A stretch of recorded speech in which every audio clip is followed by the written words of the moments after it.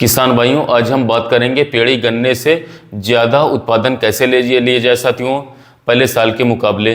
तो साथियों, आप लोग यह वीडियो अंत तक किसान साथियों जरूर देखिएगा।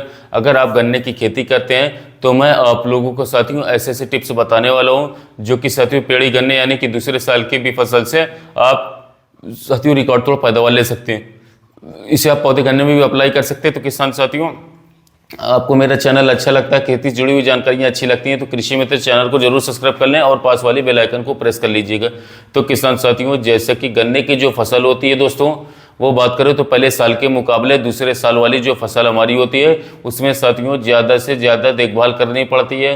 क्योंकि किसान साथियों, पेड़ी गन्ना जब हम साथियों कटाई कर लेते हैं तो साथियों हमारी जो ज़मीन होती है, जो रूफ होती है साथियों, वो काफ़ी कमज़ोर हो जाती है जब हम पहले साल की कटाई कर लेते हैं। तो किसान साथियों, ऐसी हम आप लोगों को इसमें टिप्स बताने वाले हैं। साथियों, आप लोग अपनी खेती से बेहतर और शानदार उपज ले सकते हैं, वो भी साथियों बहुत ही कम खर्चे में। तो किसान साथियों, जैसे कि दोस्तों बात करें हम, अगर साथियों 15 और 10 फरवरी के बाद अगर साथियों गन्ने की कटाई करते हैं साथियों अच्छे गन्ने की क्वालिटी में, तो साथियों उसमें जो पेड़ी होती है आप लोगों को अगर रखना होता है तो उसमें टेलरिंग काफ़ी अच्छी तरीके से होती है। क्योंकि किसान साथियों उस समय का टेम्परेचर जो रहता है वो गन्ने की फसल के लिए अनुकूल हो जाता है, काफ़ी अच्छे टेम्परेचर माना जाता है किसान भाइयों के द्वारा। तो साथियों, अगर हम अच्छे से देखभाल गन्ने की फसल की करते हैं तब भी हम लोगों को पेड़ी फसल से अच्छी पैदावार मिल जाती है पहले साल के मुकाबले।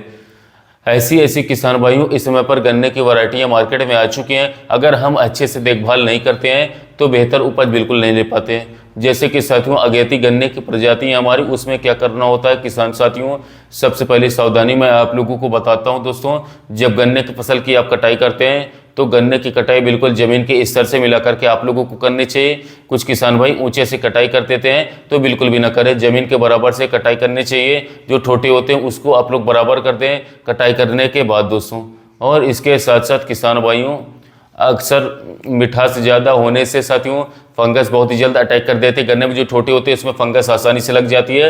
कुछ इस समय पर साथियों, आज के समय पर ज़्यादा बरसात भी होती है साथियों, आने वाले समय में काफ़ी बरसात होती है। इस समय पर भी कई स्टेट में हो रही है बरसात, इस स्टेज में फंगस बहुत ज़्यादा अटैक करती है। इसलिए किसान भाइयों, आप लोगों को कार्बेंडाजिम प्लस मैंकोजेब के घोल बनाने के बाद स्प्रे करना चाहिए लगभग 50 ग्राम प्रति एकड़।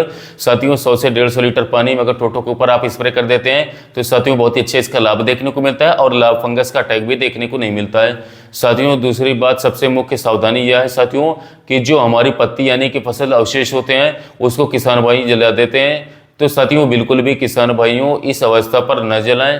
क्योंकि किसान भाइयों लगभग 60 से 70% जो हमारी पत्तियां होती हैं इस प्रकार से आप इकट्ठा करके साथियों आप खेत से बाहर निकाल लें। बाकी की बची हुई पत्तियों को ही आप जलाएं अगर आवश्यकता पड़े तो ही साथियों।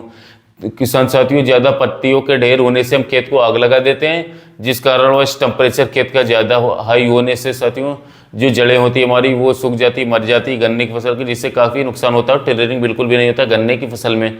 तो ये सावधानी को जरूर आप लोग अप्लाई करिए, फॉलो करिए सब जो मैंने आप लोगों को 2 सावधानियाँ जो बताई हैं। अब बात आती है हमारी किसान साथियों कि पहली डोज में उर्वरकों का क्या प्रयोग करना चाहिए हमें गन्ना कटाई करने के बाद। तो दोस्तों उसके लिए मैं आप लोगों को बता दूं, खेत में नमी आवश्यक होना चाहिए। अगर खेत में नमी नहीं है तो हल्की एक सिंचाई कर लें आप लोग।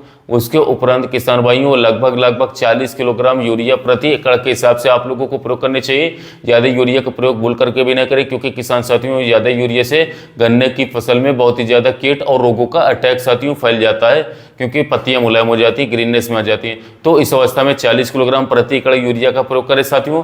और इसके साथ साथ अगर आपके पास पोटाश उपलब्ध है MOP वाला तो 20 से 25 किलोग्राम पोटाश साथियों प्रति एकड़ प्रयोग आप लोगों को कर लेनी चाहिए। DAP का अगर आप लोग प्रयोग करें किसान साथियों तो लगभग 30 से 35 किलोग्राम DAP आप लोग प्रयोग कर लें। तो ये आप लोगों को साथियों पहली डोज देनी, इसमें सागरिका 10 किलोग्राम प्रति एकड़ मिला सकते हैं। इसके बाद किसान साथियों दूसरी डोज साथियों गन्ने की फसल में किस खाद का प्रयोग करेंगे और किस समय करना चाहिए। साथियों लगभग मैं आप लोगों को बता दूं 10 से 15 मई के बीच जब आप तीसरी साथियों या फिर दूसरी सिंचाई गन्ने की फसल में करते हैं तो साथियों उस समय पर मैं आप लोगों को बता दूं क्या प्रयोग करना चाहिए।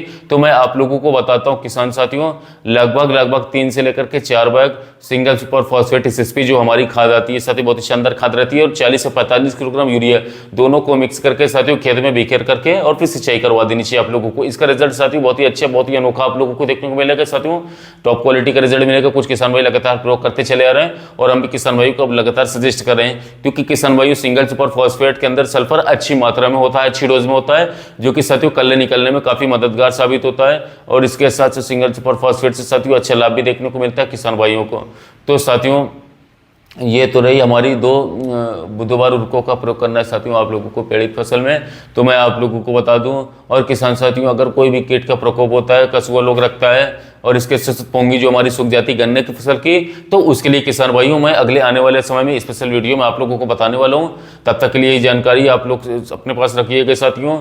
और बात आती है साथियों कोराजन की, तो कुछ किसान भाई कोराजन प्रयोग करते हैं अपने गन्ने की फसल में, लेकिन किसान भाइयों मैं आप लोगों को हिदायत देता हूं, आगाह करता हूं कि कोराजन का बिल्कुल भी प्रयोग न करो, उतना खासा रिजल्ट मिलता नहीं है।